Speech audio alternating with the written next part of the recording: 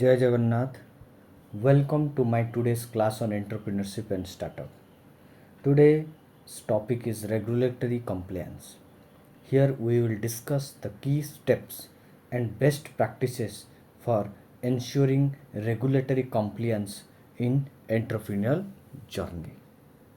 So let's start. Regulatory compliance refers to adhering to rules and regulations for business operations. Means business के संचालन के लिए जो नियम है उसका अनुपालन होना चाहिए. It is important because it increases efficiency, enhances goodwill and builds trust among the stakeholders. Types of compliances. Compliance requirements vary with industry.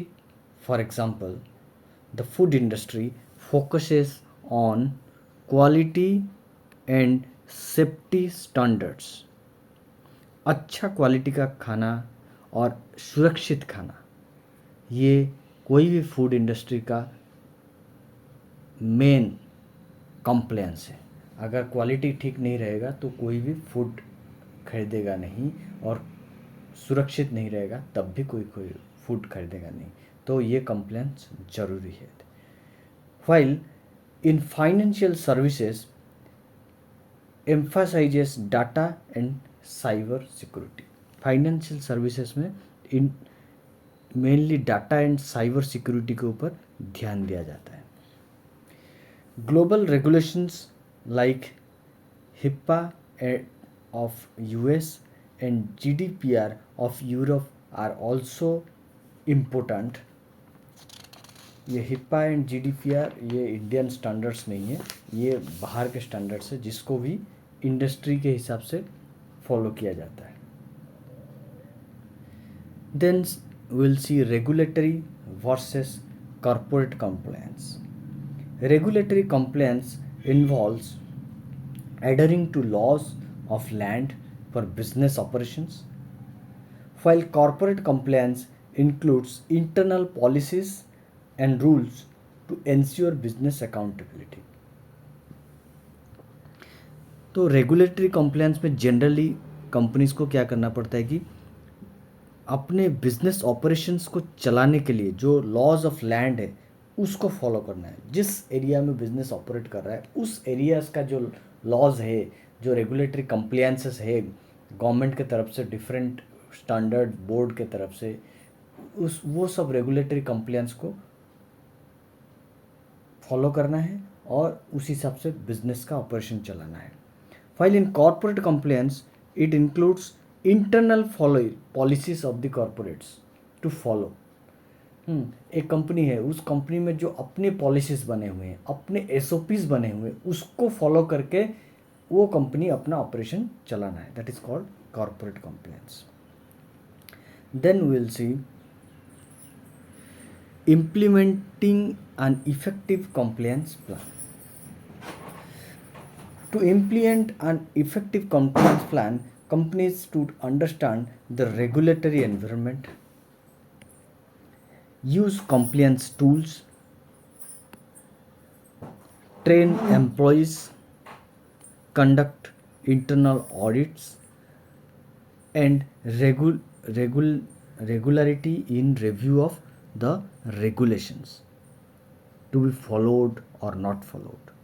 ये 5 चीज़ के ऊपर कंपनी अपना स्ट्रैटेजी डिजाइन करती है, तभी जाके उसका कंप्लायंस ठीक से हो रहा है कि नहीं कंपनी को पता चलता है. अगर ये 5 चीज़ आपका कंपनी में ठीक है तो फिर डेफिनेटली आपका कंपनी का रेगुलेशंस ठीक से पालन हो रहा है, ठीक से आप सारे कंप्लायंसेस कर रहे हैं. अगर सबको रेगुलेटरी रिक्वायरमेंट के बारे में पता नहीं है तो कहाँ से रेगुलेटरी रिक्वायरमेंट होगा. तो नॉलेज तो पहले ज़रूरी है ही. फिर इस नॉलेज को इम्प्लीमेंट करने के लिए डिफरेंट टूल्स चाहिए. डिफरेंट टूल्स जैसे कि आपका रजिस्टर, सपोज मैं एग्जाम्पल एक दे रहा हूँ, सपोज आप किस डेट को टीडीएस का रिटर्न फाइल करना है, किस डेट को जीएसटी का रिटर्न फाइल है, उसका एक आपका सिस्टम में एक सॉफ्टवेयर डिजाइन होकर रहना है जो कि आपको रिमाइंडर देता रहे। जैसे कि इस महीना का डेट आ गया, आप इमीडिएट पालन करो। तो ये सब कंप्लायंस टूल्स है, तो वो उस पर टिक हो जाएगा। जैसे ही पालन होता है टिक हो जाएगा, नहीं होता है तो आपका ऊपर का लेवल में एस्केलेट कर देगा वो, ये आदमी आपका रूल पालन नहीं कर रहा है। फिर एम्प्लॉय ट्रेनिंग, एम्प्लॉय को कंटिन्यूसली अपडेट देना है, रेगुलेशंस में क्या बदलाव आ रहा है, क्या नहीं आ रहा है, या फिर भूल जा रहा है तो उसको याद दिलाना है। Then internal compliance audits, compliance सही से हो रहा है कि नहीं उसका भी इंटरनल ऑडिट डिपार्टमेंट के द्वारा रेगुलरली ऑडिट करवाना। Then after some periods review भी करना है कि जो रेगुलेशंस हम फॉलो कर रहे हैं एक्चुअली वो रेगुलेशंस हमको अप्लीकेबल है कि नहीं है। This is implementation of effective compliance plan. Then we will see compliance audit. Compliance audit. A compliance audit assesses adherence to laws and regulations. ये क्या करता है कि हम लॉज एंड रेगुलेशंस को प्रॉपरली फॉलो कर रहे हैं कि नहीं उसका ये क्या करता है, एसेस देखता है हम लोग एडहेरेंस ठीक से कर रहे हैं कि नहीं, कि उसका असेसमेंट करके ये चेक करता है कि यस ये कर रहा है। जैसे कंप्लायंस टूल लगा दिया और कंप्लायंस टूल में टिक हो गया, भाई ये डेट पे फाइलिंग हुआ, ऑटोमेटिक टिक हो गया, आपने फाइलिंग कर दिया उसमें ऑटोमेटिक टिक हो जाएगा। Then what are the steps in compliance audit? Appointment of a compliance officer जिसका काम है कि रिव्यू करना, assess risks and previous audit outcomes, risk को असेस करना, अगर कंप्लायंस नहीं फॉलो हो रहा है तो उसके चलते क्या रिस्क है कंपनी को, एंड पुराने ऑडिट्स में अगर कुछ ऑब्जर्वेशंस थे वो ऑब्जर्वेशंस पे ऊपर आगे एक्शन प्लान बना कि नहीं और उसके ऊपर काम हुआ कि नहीं। Then sensitize stakeholders, then evaluate existing processes, existing process को इवेल्युएट करना, स्टेक होल्डर्स को बार बार रिमाइंडर देते रहना, उनको सेंसिटाइज करके रखना, identify and address compliance gaps, अगर कोई कंप्लायंस गैप है तो उसको आइडेंटिफाई करना है और उसको कैसे रिमूव करना है उसके ऊपर भी एक्शन प्लान बना के देना है। Next comes setting of an enterprise in India. How to set up an enterprise in India? What are the compliance needs to be followed for setting of an industry in India? What are the steps? Key steps for setting up an enterprise in India include setting the business entity type, selecting the business entity type, किस type का business आप करना चाहते हैं पहले वो आप select करो, वो डिसाइड करो।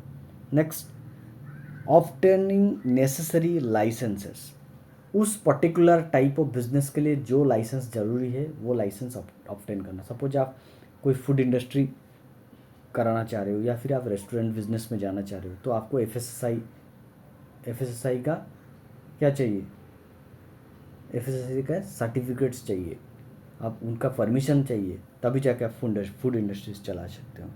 Then comply with the company law, taxation, IPR and labour laws, ये जो लॉज है मेनली ये 4 लॉज है, उस लॉज को भी आपको कंप्लाई करना है। नेक्स्ट इज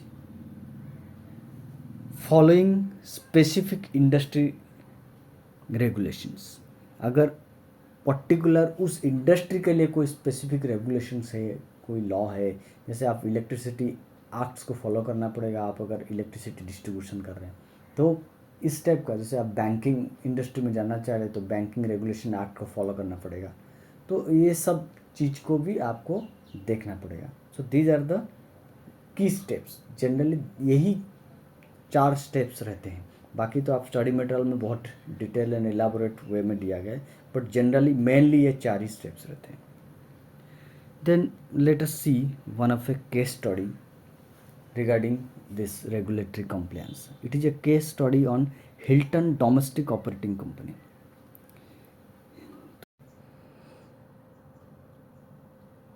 इस हिल्टन डोमेस्टिक ऑपरेटिंग कंपनी का केस में क्या हुआ था कि 2014 में एक पर्टिकुलर कॉन्ट्रैक्टर को ने नोटिस किया कि हिल्टन का कुछ डाटा बाहर किसी मालवेयर के थ्रू लीक हो रहा है। तो जैसे ही उसको ये चीज़ पता चला तो उसने कंपनी को इन्फॉर्म किया। तो कंपनी ने फॉरेंसिक इन्वेस्टिगेशन किया और उसको पता चला कि कोई मालवेयर क्या कर रहा है कि क्रेडिट कंपनी का जो क्रेडिट कार्ड का डाटा है उसको बाहर एक्सपोज कर रहा है, लीक करके ले जा रहा है। बट ये कंपनी को जब पता चला उसके बाद भी कंपनी ने किसी भी कस्टमर्स को इसके बारे में जानकारी नहीं दी और उसमें करीब 9 महीना का डिले कर दिया। तो ये घटना कब हुई थी? 2014 में हुई थी पहली बार। डाटा ब्रीचेस, इसको डाटा ब्रीचेस बोलते हैं क्योंकि कंपनी में जो कस्टमर्स का इन्फॉर्मेशन रहता है वो उसका सिक्योरिटी में रहना चाहिए, वो डाटा बाहर नहीं जाना चाहिए। 2014 में ऐसा इंसिडेंट होने के बाद तो कंपनी ने कुछ एक्शन नहीं लिया, चुपचाप रह गया। फिर अगेन सेम इंसिडेंट 2015 में हुआ। जब दूसरा बार भी सेम इंसिडेंट हुआ तब भी कंपनी ने उसके ऊपर कोई काम नहीं किया। इसके चलते क्या हुआ कि जब रेगुलेटरीज को पता चला कि कंपनी ने जैसे डाटा परचेस किया है तो उसने $7 लाख का पेनल्टी लगाया उसके ऊपर for miss handling the credit card data. इसके चलते कितना रिस्क हुआ था देखो, अराउंड 3,63,952 कस्टमर्स का डाटा एक्सपोज हो गया था बाहर क्रेडिट कार्ड नंबर्स के साथ। तो जिससे 3,63,952 लोग का पर्सनल डाटा बाहर चला गया, जो कि बहुत बड़ा रिस्क था। तो ये सिक्योरिटी मेजर्स डाटा में ज़रूर रखना चाहिए कोई भी कंपनीज जो डाटा कस्टमर्स का हैंडल कर रहा है। तो ये एक सीख है वो सब कंपनीज के लिए जो कस्टमर्स का डाटा हैंडल कर रहे हैं। तो रेगुलेटरी कंप्लायंस बहुत ज़रूरी है।